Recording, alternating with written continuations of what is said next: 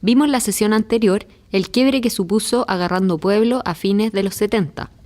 La temática central de este falso documental era la forma en que se reproducía y exportaba una imagen miserabilista de Latinoamérica.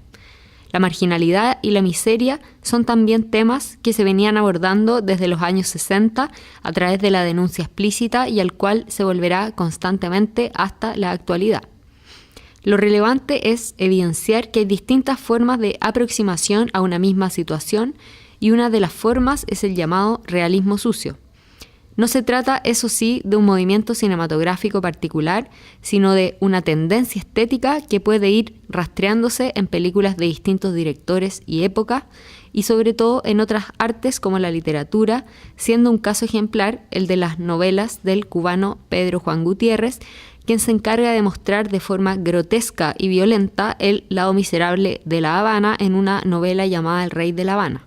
También es decidor que incluso exista un género asociado a esta estética, la sicaresca, nombre con el que se llama las novelas de sicarios, asesinos a sueldo que muchas veces son niños o jóvenes que matan como parte de la red del narcotráfico. Es un tipo de narrativa que se ha desarrollado en Colombia y una de las novelas representativas es La Virgen de los Sicarios de Fernando Vallejo, situada en los años 90 de Medellín y que aborda el tema de la droga, la mafia, la homosexualidad y la violencia. Por otra parte, es relevante considerar que el realismo sucio, que desde el cine latinoamericano estamos entendiendo como una estética aglutinadora, sí fue un movimiento propiamente tal, aunque en Estados Unidos y fue específicamente literario. Desde mediados de los 50 y con fuerza durante la década del 70, se desarrolló un tipo de narración que destacaba por su sobriedad, su lejanía de los artificios y que buscaba la realidad. Eran relatos sobre la cotidianidad, historias sin mayor interés, muchas veces atravesadas por el alcoholismo o la droga. Entre los casos más emblemáticos están Raymond Carver, Richard Ford o Charles Bukowski, y algo fundamental que hay que tener en cuenta es que los personajes habitan los márgenes y de alguna forma son los rezagados del neoliberalismo. Si pensamos ya en el cine latinoamericano, un referente podemos encontrarlo en el cinema marginal brasilero que, como vimos, en paralelo al cinema novo, se introducía en el mundo de la droga, de la sexualidad, en diálogo con la idea de basura en tanto figura representativa de lo marginal y de lo corrupto. Ya pensando en películas emblemáticas, tenemos la famosa Ciudad de Dios del brasilero Paulo Lins y también Amores Perros del mexicano Alejandro González Iñárritu, quien hoy triunfa en Hollywood y en los premios Oscar. El elemento común es la violencia urbana, la decadencia, la pobreza y también cierto determinismo en los personajes. Es difícil y prácticamente imposible salir de ese círculo de violencia en el que crecieron. De todas formas, si pensamos en el éxito comercial de estas y otras películas del estilo, es válido preguntarse por cómo ellas reproducen un estereotipo de Latinoamérica vinculado a la miseria o al narcotráfico. En esta línea del realismo sucio podemos instalar distintas películas latinoamericanas, notando que en la década del 90 hubo una presencia marcada de esta estética. Uno de los ejemplos más emblemáticos es La Vendedora de Rosas de 1998 del colombiano Víctor Gaviria, inspirada en el cuento La Vendedora de Fósforos del danés Hans Christian Andersen, reconocido escritor de cuentos para niños. La película narra la historia de Mónica, una niña de 13 años que vende rosas en Medellín y que forma parte de un mundo de drogas, alcohol y prostitución. Lo original y rupturista de la película es que los personajes no son interpretados por actores, sino por niños de la calle. Con esto podemos recordar la propuesta teórica y estética del boliviano Jorge Sanginés, quien, como vimos, para hacer un cine político en los años 60, optó por trabajar con actores no profesionales y que hubieran sido protagonistas o testigos de las historias narradas. La Vendedora de Rosas va en esta línea y Gaviria se ha referido a esta opción cinematográfica que tomó.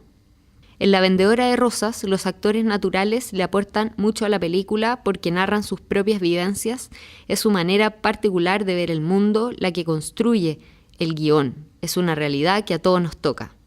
La doble moral hace creer que lo que produce la violencia es hacerla mediática.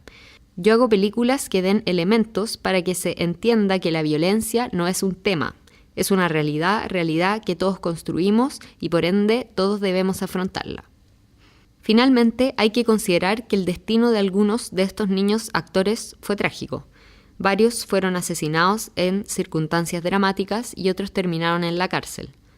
De todas formas, algunos de los niños con los que trabajó Víctor Gaviria tomaron las oportunidades que se les fueron dando y lograron salir de la miseria, como se va contando en el documental Poner a actuar pájaros de Erwin Goebel, en el cual cuenta la historia y el destino de estos niños. Por su parte, otras películas destacadas de los años 90 que se instalan en la corriente del realismo sucio son Caluga o Menta, del chileno Gonzalo Justiniano, y Pisa, Birra, Faso, de los argentinos Adrián Caetano y Bruno Stagnaro, dos representantes del nuevo cine argentino, como veremos próximamente.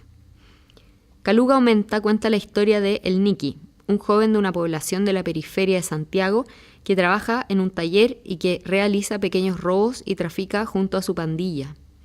En la película se va mostrando su relación con las drogas, la delincuencia, el ocio y con Manuela, una mujer de la clase alta aburrida de su mundo. Se trata de una ficción de los primeros años de la democracia chilena y que por tanto forma parte de un cine que empezaba a renacer luego de un largo paréntesis cinematográfico producido por las circunstancias de censura y violencia de la dictadura. Caluga o Menta es una película que, más que estar estéticamente bien lograda, abre un tipo de cine, el de los márgenes y el desencanto, en diálogo con otras manifestaciones culturales de la época. En un análisis de la película, la crítica de cine chilena Carolina Urrutia vincula justamente la apertura del filme con una de las clásicas canciones de Los Prisioneros.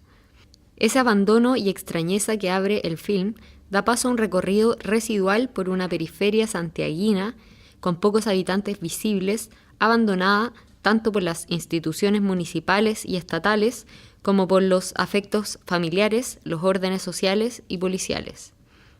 Es un inicio que irremediablemente nos recuerda a la popular canción de mediados de los años 80, Pateando Piedras, de Los Prisioneros. Como puede verse, en Caluga o Menta se perciben malestares de los años 90 como la cesantía o el hastío. Se trata de una atmósfera que también está presente en Pisa, Birra, Faso. Esta ficción de muy bajo presupuesto sigue a un grupo de delincuentes de Buenos Aires que realizan pequeños robos. Es un relato urbano que muestra con actores no profesionales una situación económica, como ha señalado Malena Verdi. Si bien el filme aborda los vínculos entre pobreza, exclusión social, marginalidad y delito a través de una lectura que no profundiza en los múltiples aspectos de esta compleja relación, Pisa, Birra, Faso tiene el mérito de ser una de las primeras películas, si no la primera, en interrogarse sobre los cambios operados en la sociedad argentina a partir de la implementación del modelo neoliberal. Es, además, una de las primeras en elegir una imagen áspera, desprolija y errática como el soporte más propicio para el desarrollo de estas temáticas. Un último punto para destacar es la idea de que este tipo de cine, como parte de una corriente asociada a lo sucio, se aleja de todo esteticismo y puede desarrollarse con bajo presupuesto, ya que en ocasiones no necesita de escenarios armados, de decorados o de actores profesionales. En este sentido, podemos considerar que el auge de las cámaras digitales ha permitido que nuevos cineastas continúen la línea del realismo sucio, y es aquí donde podemos situar un último ejemplo. El Peje Sapo, del chileno José Luis Sepúlveda, una película filmada con un presupuesto de solo 250.000 pesos. Este híbrido entre la ficción y el documental que sigue el vagabundeo de Daniel S.S., quien tuvo un intento fallido de suicidio, marcó un hito en el cine nacional y, como veremos más adelante, forma parte del novísimo cine chileno. Se trata de un tipo de cine con un acento marcadamente social y que incorpora lo documental como refuerzo realista, como dice el mismo Sepúlveda. Nos interesa abordar problemas reales, por eso para nosotros es importante que las películas tengan un carácter documental. La ficción es un gastadero de plata gigante, melodrama de cuicos como el Matías Vice. Es el cine que no me interesa, no me identifica. Sepúlveda, quien lleva a cabo el FECISO, Festival de Cine Social y Antisocial, en La Pintana, se desmarca del cine de ficción que viene realizándose en Chile con películas como las de Vice, La vida de los peces o La memoria del agua con Benjamín Vicuña como protagonista. Su cine, desarrollado desde inicios del 2000 hasta ahora, da cuenta de la vigencia del realismo sucio y esto puede percibirse en una entrevista dada en 2009 a propósito de la película Mitómana de ese año que dirigió junto a Carolina Adriasola. La imagen sucia responde a la falta de presupuesto, pero también fue planteada como opción estética. El equipo técnico fue de 5 personas y para iluminar ocupamos de todo lo que había en la casa. Lámparas, ampolletas. Jugamos un rato, no me complico mucho por cosas técnicas. La idea es alejarse de una estética burguesa y cuica. Para ver les dejo el inicio de las películas que hemos revisado de Gaviria, Justiniano, Caetano y Stagnaro y Sepúlveda para que se animen a verlas completas.